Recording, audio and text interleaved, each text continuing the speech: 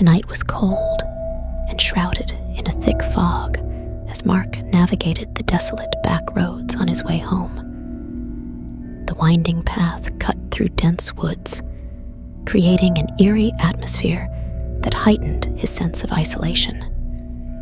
The only company he had was the rhythmic hum of the engine and the occasional rustling of leaves in the wind. Mark's tired eyes were fixed on the dimly lit road ahead, his mind lost in the monotony of the journey. Suddenly, out of the dense fog, a shadowy figure emerged. Mark barely had time to react before his car collided with a massive deer, its eyes reflecting the headlights in a haunting glow. The impact jolted the vehicle, bringing it to a screeching halt on the desolate road. Mark's heart pounded in his chest as he took a moment to collect himself. Cautiously, he opened the car door and stepped out into the cold night. The fog enveloped him like a ghostly shroud, obscuring his vision and heightening the eeriness of the situation.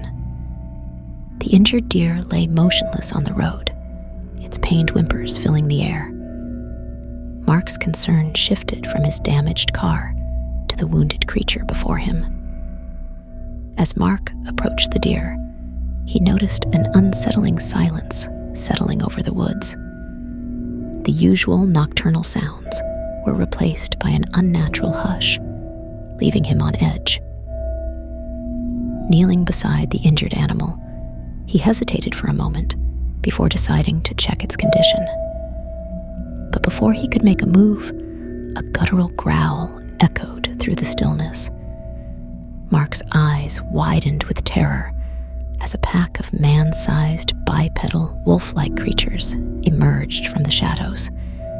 Their fur was matted and dark, their eyes glinting with an otherworldly intelligence.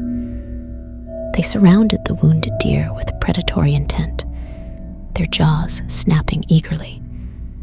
The air was thick with a putrid stench as the creatures tore into the animal, their grisly feast accompanied by unsettling snarls and howls. Frozen in fear, Mark stumbled backward, his gaze locked on the grotesque spectacle unfolding before him. The creatures, seemingly unaware of his presence, continued their macabre banquet. Panic surged through Mark's veins as he realized the dire situation he was in. He turned and sprinted back to his car, his heart racing faster than his footsteps. As Mark fumbled with his keys, the creatures, their carnivorous feast interrupted, slowly turned their attention toward him. Panic set in as he slammed the car door shut, locking himself inside. The creatures, now aware of his presence, circled the vehicle menacingly, their eyes glowing in the darkness. Hours passed like a nightmare as Mark huddled in the confined space of his car, the creatures tormenting him with their relentless presence. Their distorted shadows danced on the fog-covered windows, creating grotesque silhouettes that sent shivers down his spine.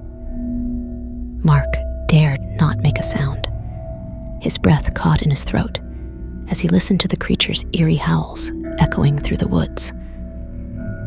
As the night wore on, the creatures grew bolder, scratching at the car's windows and attempting to pry open the doors with unnatural strength. Mark's mind teetered on the edge of insanity as the relentless assault continued. He was trapped, isolated, and at the mercy of these nightmarish entities. Just as the first light of dawn began to break through the fog, the creatures retreated into the depths of the woods, leaving Mark trembling and traumatized in the confines of his car. The eerie silence that followed was almost more unsettling than the night's torments.